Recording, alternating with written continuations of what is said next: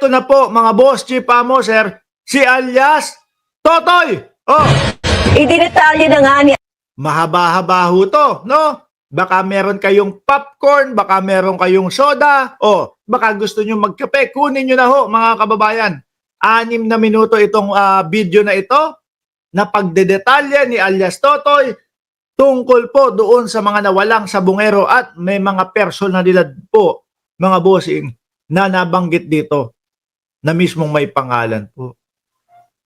Bato-bato sa langit, ang tamaan, wag magagalit. O, game! Idinetalye na nga ni alias Totoy ang papel ni na Atong Ang at Gretchen Barreto sa kaso ng mga missing sabungero. Ako, ayun na nga ho, mga kababayan. Umpisa pa lang ho. Atong Ang at Gretchen Barreto daw po. Nung nakaraan, napanood ko si Gretchen Barreto nagagalit po kay Bato de la Rosa. Sabi, si Bato de la Rosa,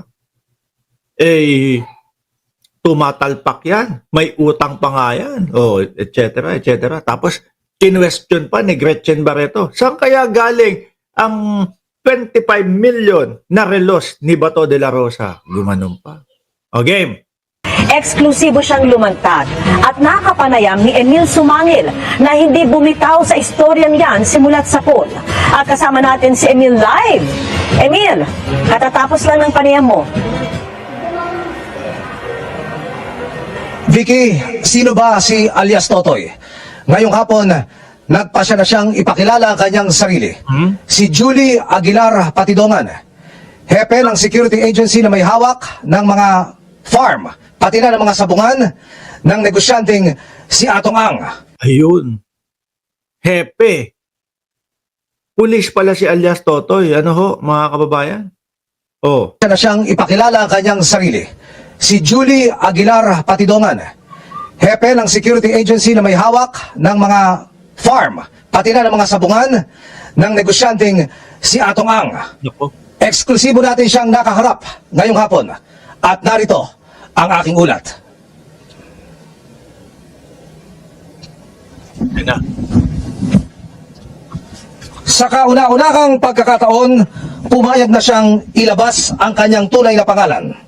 Pero naka-blurred naman po eh. Yan, kung ano po yung nakikita nyo mga bossing na litrato po na nandiyan sa background, mga bossing. Yan din po yung nakikita doon sa live interview.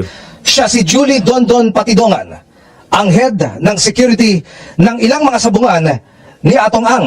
Oh! Ibig sabihin, nasa grupo pa ni Atong Ang. Itong si alias Totoy. No? Isa rin siya sa 6 na kinasuhan sa pagkawala ng mga sabungero sa iba't ibang lugar sa bansa. Pinangalanan na ni Patidongan ngayon ang mga mastermind daw sa pagkawala nang hindi raw bababa sa... Sabi ni Gentel Lazada, nangunguha lang si Mark Ramos ng mga video sa iba at ginagawa niyang content para kumita sa YouTube. Ano gagawin mo? Ano gagawin mo? Hindi naman ako tagapagbalita. Reactionista ako.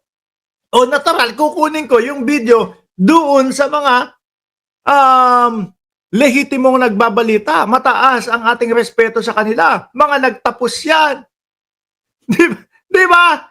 Tama ka naman talaga. Di ba? Dapat meron kang personal information. Wala, hindi tayo ganoon. Low key lang ho tayo. Hindi tayo kagaya nung mga DDS ninyo. Base sa aking bubwit. O, yung mga ganyan. O, ayan, kaso. Ang inabot.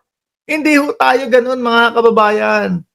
Reactionista ho tayo. Kaya nga sabi ko sa inyo, wala ni isa tayong video o wala ni isa tayong live na wala pong materyales. Gusto pa yata nito ako maging DDS? Gusto ata nag-iimbento ako? Oh, kapag ka wala na akong maimbento, nako, eto mag-fake news na ako. Ito naman ang hina naman no. Dapat daw meron kang personal information sa i-report mo para may kredibilidad ka. Oh, mas may kredibilidad itong mga video na ito kasi mismong tao sila. Hindi ko kailangan sumali ako mismo mag-interview. Ano? Unang-una, hindi naman tayo reporter. Nakagaya nung ginagawa ng mga DDS. Di ba? Yan pong trabaho na yan, pinaghirapan po ng mga mamamahayag yan. Hayaan po natin sa kanila. No? Hayaan po natin sa kanila, mga bossing. Oh, irespeto po natin sila. Huwag po tayong magmagaling kagaya po ng mga DDS vlogger na, oh, ito po ang aking balita ngayon. Ayon po sa aking puting bubwit. Oh, yung may mga ganun pa. Diba? Reactionista tayo. O, tuloy. Sandaang mga sabungero, Kaya natatawag kayong bobo eh. Kung ano-ano mga kinokomento ninyo. kasama sa kanyang pinangalanan ang negosyanteng si Charlie Atong Ang, ang aktres na si Gretchen Barreto Naku. na kilalang malapit kay Ang at dalawang iba pa. Nung panahon na ho yun, mga bossing. No? Nung panahon po na iyon. Eh kasi ngayon, iba na po. Si Sunshine Cruz na ho ang malapit sa kanya ngayon, mga kababayan. Si Sunshine Cruz na po yung kasama lagi ngayon sa sa sabungan. Kung ano raw ang kanilang mga papel, ipinaliwanag ni Patidongan sa aming panayam.